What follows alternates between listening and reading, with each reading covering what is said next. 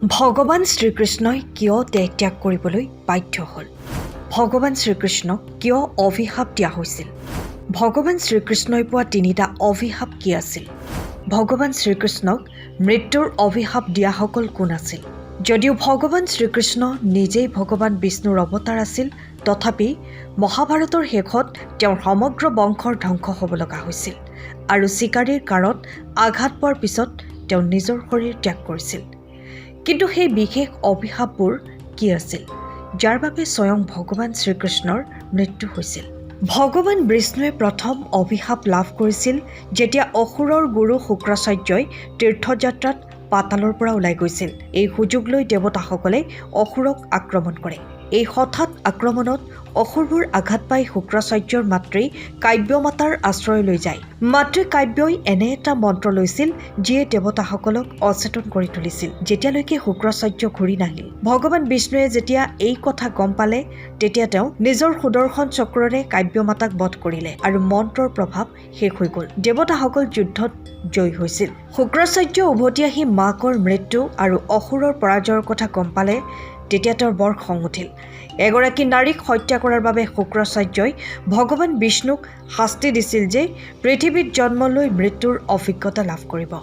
এই অভিশাপৰ বাবেই ভগৱান বিষ্ণুৱে শ্ৰীকৃষ্ণ হিচাপে জন্ম ল'বলগীয়া হৈছিল আৰু এজন চিকাৰীৰ হাতত তেওঁৰ মৃত্যু হৈছিল।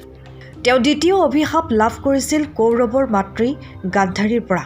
গান্ধাৰীয়ে মহাভাৰতৰ ধ্বংসৰ বাবে শ্ৰীকৃষ্ণক জগৰীয়া কৰি কয় যে শ্ৰীকৃষ্ণই সকলো জনাৰ পিছতো অন্যায় হ'বলৈ দিলে।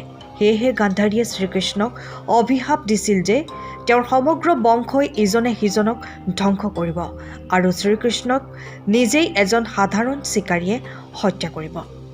এই অভিশাপে যাদৱ বংশৰ সম্পূৰ্ণ ধ্বংস নিশ্চিত কৰিছিল। তৃতীয় অভিশাপ শ্ৰীকৃষ্ণক নহয়, তেওঁৰ পুত্ৰ শাম্বকহে দিয়া হৈছিল। শাম্বাৰ অহংকাৰক লৈ ঋষিসকলে এই অভিশাপ দিছিল। শাম্বাক তেওঁৰ বংশৰ ধ্বংস হ'ব বুলি ঋষিসকলে অভিশাপ দিছিল। ইয়াৰ পাছত মহাৰাজ উগ্ৰসেনে লোহা পিহি সাগৰত পেলাবলৈ নিৰ্দেশ দিলে। সাগৰত থকা এটা মাছে সেই ধূলি গিলি পেটত এটা বিশেষ ধাতুৰ সৃষ্টি হ'ল, যাৰ পৰা কাঁড়ৰ সৃষ্টি হ'ল। পিছত এজন চিকাৰীয়ে এই কাঁড় বিচাৰি পালে, যিটো বালিৰ বাহিৰে আন কাৰো নাছিল, যাক তেওঁৰ পূৰ্বৰ জীৱনত শ্ৰীৰামে হত্যা কৰিছিল। চিকাৰীয়ে মাছটো স্বীকাৰ কৰিলে আৰু শ্ৰীকৃষ্ণৰ খোজৰ শব্দ শুনি ভৰিত কাঁড় মাৰিলে। সেইটোক জন্তু বুলি ভুলকৈ ধৰিলে। এই কাঁড়টোৱে খুন্দা মৰাৰ লগে লগে শ্ৰীকৃষ্ণই উপলব্ধি কৰিলে যে এই যুগত তেওঁৰ কাম শেষ হৈ গৈছে। তেওঁ নিজৰ সংসাৰলৈ ঘূৰি যোৱাৰ সিদ্ধান্ত ল'লে আৰু এইদৰেই দ্বাপৰ যুগত শ্ৰীকৃষ্ণৰ জীৱনৰ অন্ত পৰিল। এই তিনিটা আছিল সেই তিনিটা বিশেষ অভিশাপ যাৰ বাবে স্বয়ং ভগৱান শ্ৰীকৃষ্ণৰ মৃত্যু হৈছিল।